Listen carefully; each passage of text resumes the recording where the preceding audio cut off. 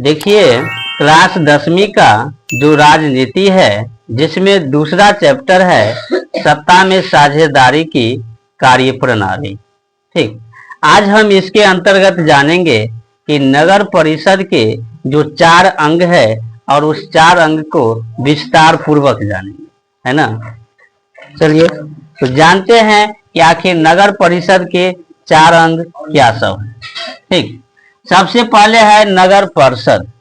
ठीक, ये क्या होता है कि नगर परिषद का एक प्रमुख अभिकरण नगर परिषद होता है ना। नगर परिषद का, है ना, इसका ही एक प्रमुख अभिकरण होता है जिसको कहा जाता है नगर परिषद। ठीक, हाँ, इसके सदस्य पार्षद या कमिश्नर कहलाते हैं और जो इस नगर परिषद का सदस्य होता है ना, उस सदस्य को पार्षद कहिए या कमिश्नर बोला जाता है ना। चलिए, और इसके आगे इसकी सदस्य की संख्या कम से कम 10 और अधिक से अधिक 40 होती है ना। नगर परिषद का जो सदस्य की संख्या होता है वो कम से कम 10 होता है और अधिक से अधिक 40 हो सकती है। ठीक, तो यह थे नगर परिषद, है ना। अब दूसरा जानते हैं। दूसरा है समितियां।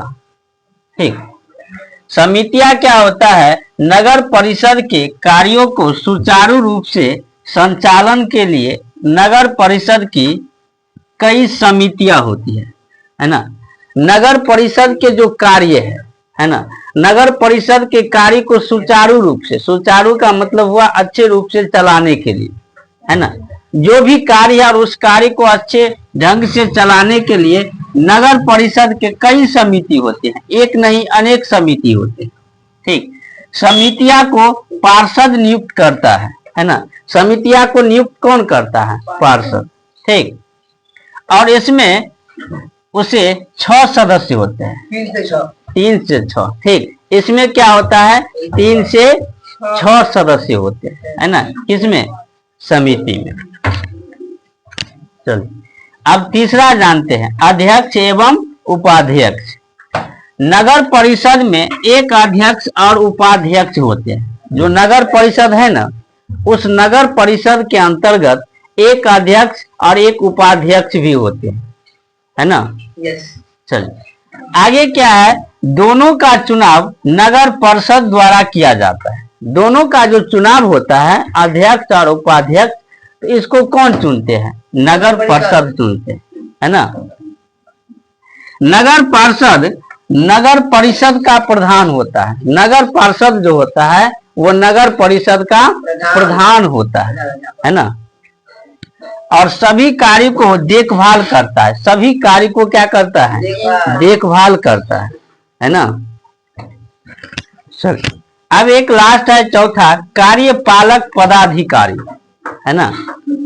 नगर परिषद में एक कार्यपालक पदाधिकारी का पद होता है। नगर परिषद में एक कार्यपालक पदाधिकारी का भी पद होता है।